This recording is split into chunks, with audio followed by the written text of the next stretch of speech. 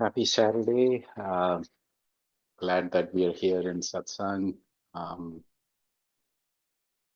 just so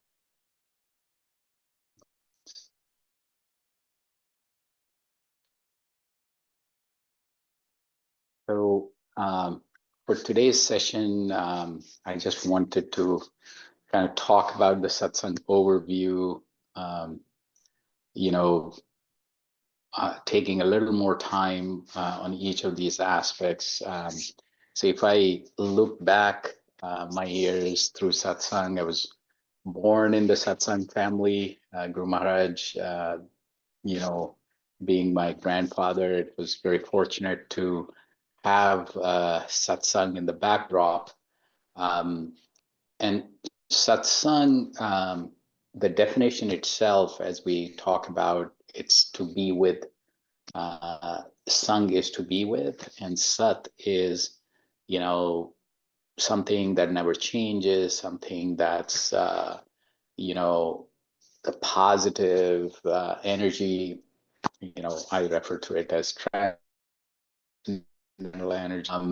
So the question is, like, in what form do you relate to the transcendental energy? And some folks, one more universal thing is God being the omnipresent, omnipotent, transcendental energy. And we here take it as in form of light. So God in form of light. Um, and then,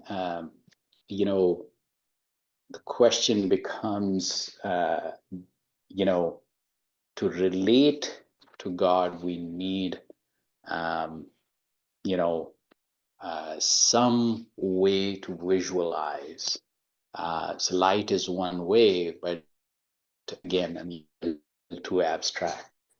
So there are, uh, so each religion has their own way to describe and to visualize. But then there was this other concept that came about, and for example, in Sikh religion, and there are various other religions where Guru also becomes the connection to God, or this transcendental energy. So whichever form we believe in, but at the end of the day, I think what Guru Maharaj did was distilled it to the point where, um, you know, light being the universal form. Whatever you believe in, think of a conscious and source of light, this transcendental light, and then manifest it, meditate on it. So that being said, so satsang in many ways is to be with God, to be with this transcendental energy, to be with your guru, and also satsang becomes this community which then meditates on this concept of transcendental energy. So being with them is also called satsang. And as we think about this, meditation becomes at core, because connecting to this transcendental energy, feeling the presence, um, it's manifesting it, meditating on it, all that becomes core to the practice itself. One of the key things, though, is this inward orientation. And I was always think about, like, till we want to search for peace in the world, it's hard to find it. It's very elusive, because if we try to find something, so like literally world and Sat are two polar opposites in the sense that world is always changing. So even if things that change very slowly do change, so this changing thing, if you connect with that, then this ups and downs, or you know, when you relate to something and that changes, you know, that's in our meditation. So, you know, finding this light within ourselves uh, is the key focus rather than trying to find it outside. So, even you know, if you think about whatever you believe in, it's not a photo or a body, or it's the conscious form, a light form that transcends the worldly changes. That's key there. And then another key concept here is, you know, focus on this energy within your heart center. So it's a very heart-centric meditation. So bring all your focus from out, you know, the outward senses that are going outwards, now focused completely on to the heart center. And that is where this light is coming to, and you focus within your heart center. And as we were discussing, I think groups, you know, when you meditate in a group, that group becomes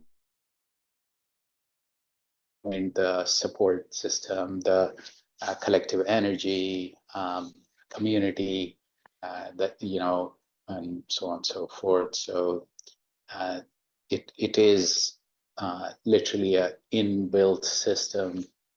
Since the day one, what I found was like satsang is a community, but there is not to get together or to interact. The focus is to manifest this transcendental energy, connect with the energy, uplift yourself, you know, be positive, and then that effect you share with the community. So the goal here is to, you know, it's not like quote unquote materialistic way to, you know, support. It is more spiritual in the sense that your own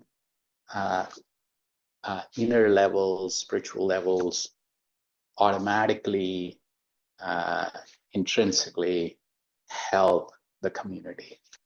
And hence, the higher you go, the higher you are states you live at, you not only help yourself, but you help, you know, the environment, the people around you, as well as the community, you know, the satsang community. And all that is towards the goal of joy and inner happiness, which as we progress, as we go to these higher states, what changes or what becomes more abundant is the joy, the inner happiness. So you know, so that's the core focus here. So yeah, let's get into the meditation itself. And this drop of Ashta, where you know, there are 8 limbs according to Maharishi Patanjali. The other 4, you know, yam and niyam, and asanas and pranayams.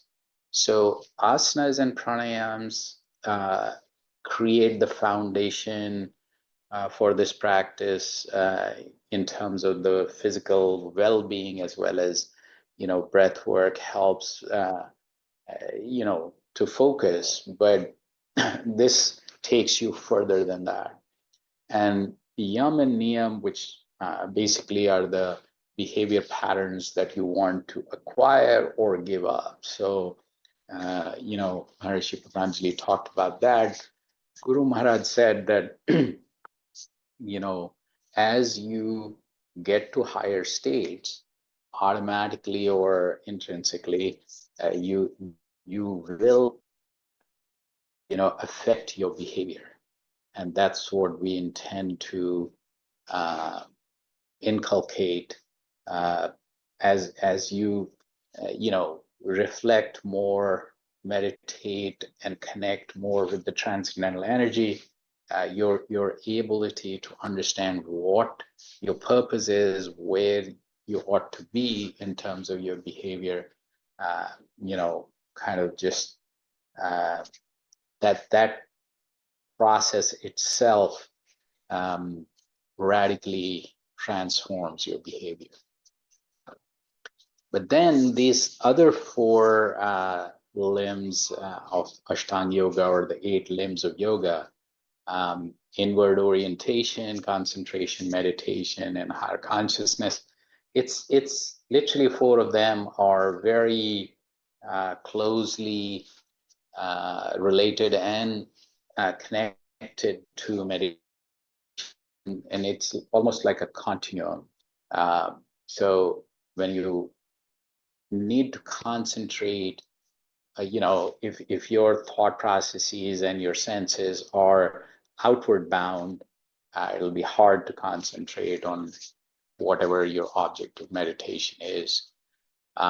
So inward orientation helps, and you need to take something to concentrate on to start the meditation, but then slowly that also fades away. So most of the variation in terms of various different types of meditation, where you start, what you concentrate on, that's where the differences are.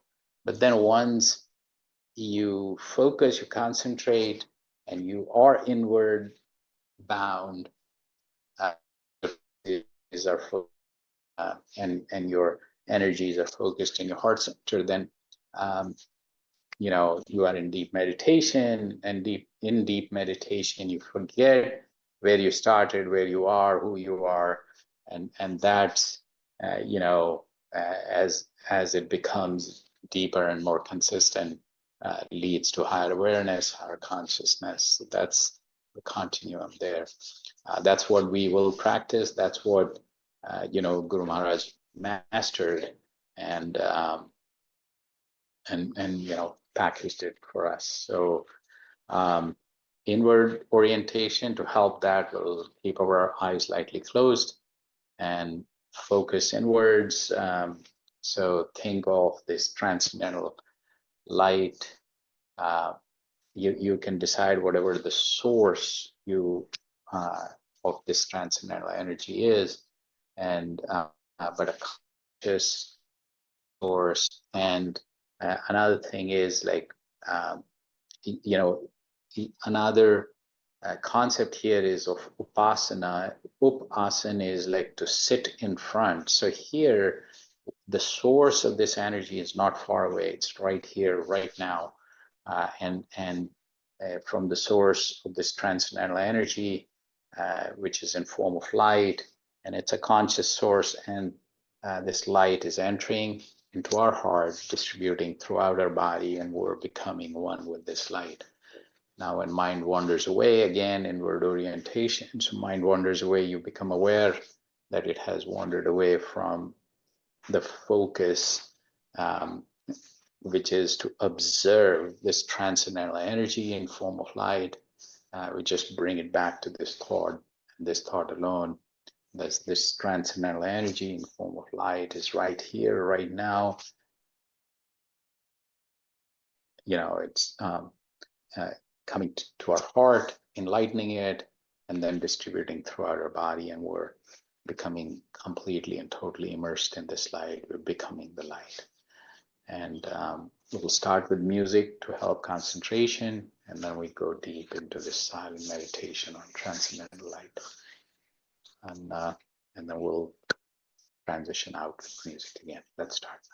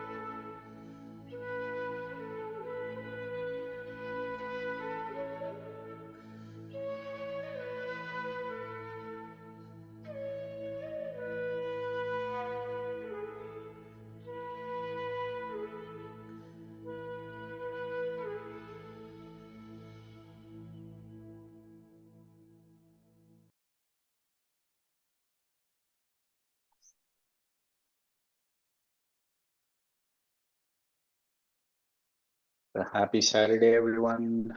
Glad that we are here in Satsang. And I think it's a good session. So it's your time. Anything in terms of sharing, comments, questions, thoughts?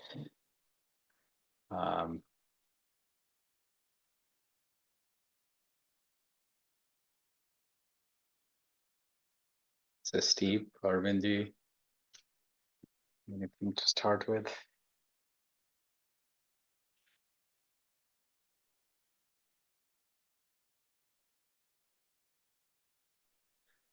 Namaskar, bhai, and happy Saturday, everybody. I was just reflecting upon what you said in terms of the energy and how, Param Puji Papaji and others in Satsang, how they were able to remain in the present, yet they were strongly connected with the energy at all times.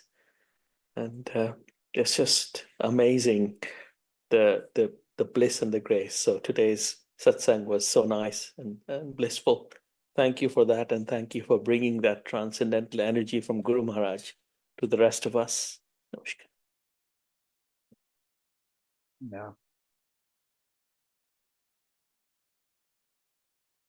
Yeah, I have also been thinking like I'll be traveling to India. Then the challenge, of events there tend to be on Saturdays and things like that. So we'll have to work that out. I mean, I think we have tried playing the videos, but that's not exactly, you know, yeah, maybe something like that. Just to, I want to keep the rhythm, don't want to break the rhythm, but at the same time, it's challenging. Hi, Steve. How are you? I'm well, thank you. Yeah, I've been traveling and been busy here for a couple weeks, so it's good to be back with the group. Was fortunate about a week ago over the Thanksgiving break to go up to a spa in Peg called Maya, and it was probably 10 degrees outside in the spa.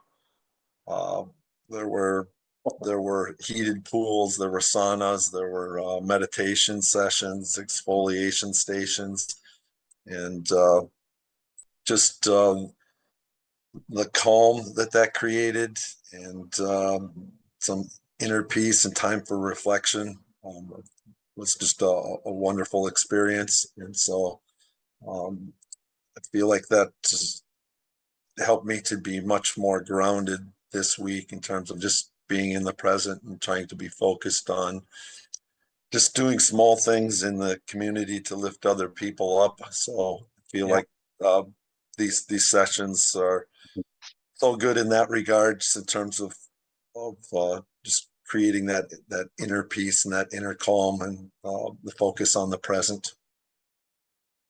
Yeah. Yeah, yeah, in a way, like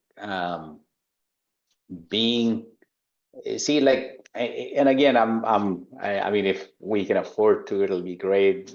If we can go to spas often, it would be a good life. But what I find is that, there are some nuances of this satsang, like where people go to retreats, right? Even in India, it's like ashrams are in the foot of Himalayas and so on and so forth, and monasteries are in the deep, jungle sometimes, and or they are like so steep up hill, and quite a few of those, right? But Guru Maharaj tried to establish almost urban retreat where you don't go anywhere. You are where you like stay, reside, or where you work. But it's still a retreat. So the way it started was like 3 days, morning, evening, and morning. So 5 sessions. And as we have seen the pyramid, like there are 5 steps. So he kind of thought about that, like 5 sessions in 3 days. And there have been instances where I go with one mindset into it.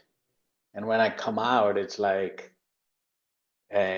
so much has been like literally erased in a good way. It's like I can't remember what I was thinking, what I was doing, why I was so, sometimes upset or a negative, this or that. And I come out, I'm like, I've been like totally refreshed. So it's a spa-like thing. But his view was, let's not build a cathedral. Let's not go deep into the jungles. Let's live, do the normal thing, but stay connected. His yeah, some of these nuances are, I mean, it. Those are the things that make this so unique. Because at the end of the day, we want to go on a vacation, but I mean, spas and retreats and all that is like a vacation in a way that you really refresh yourself. I think we need every day, right? It's every day, 15, 20 minutes, morning, evening, just take a break. And not just take a break, but refuel. Um, that was his concept. And he kind of got to a point where he would go for a walk and get inspired and then come back and write. And his writings, so what basically till his time and before in India, Urdu and Farsi and all those languages were the languages of the elite. And he said, no, this needs to go to the rural people who don't. So colloquial Hindi, very deep concepts explained in colloquial Hindi, written in colloquial Hindi, and all the ritual, no registration, right? You come to the retreat, you like it, great, come to another one. And there's like these days, I was talking to my cousin in India, and he was saying 62 events in a year. That's like more than once a week, right? Um, that's like you can be in your retreat every week, yeah. So, but obviously it's like, the distances and all that. But and that is not counting the local weekly satsangs and then the online satsang and then this and then that. And it's like, um, so uh, the whole idea is that, um, you know, yesterday I was listening to something. It's like if there was water, it will always flow upwards. So if you want it to go somewhere up there, you need a process. You need to put in some energy and some thing, and that's how we are. We if we want to stay on higher awareness, higher consciousness level, which we should. And it is not like, hey, I want to meditate and be there. It's like it's required every day, every minute, every time you interact, every time you think, because what you're thinking depends on where you are. And it's kind of, yeah, it's so interesting. I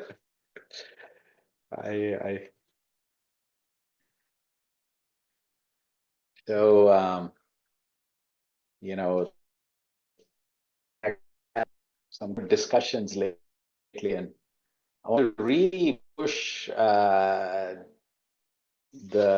quantity and quality of English content to the next level next year, hopefully.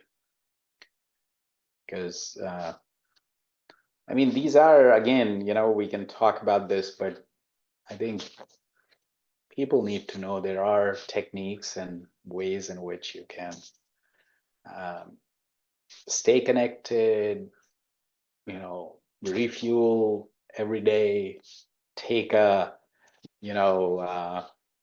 periodically, I think we need to have these English language based, immersive weekends where I think 5 will be too much, maybe 3, like 2 Saturday sessions and 1 Sunday session, immersive weekends, all English. I think I'll plan for a couple at least next year.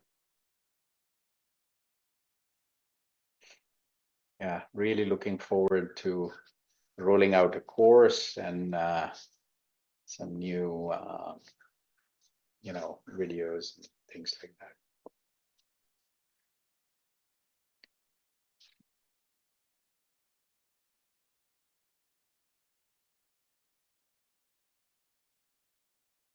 I see a new name here, Parvati.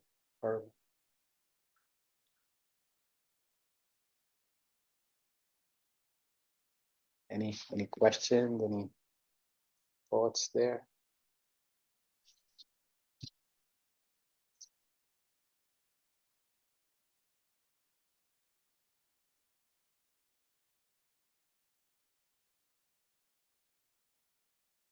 Okay.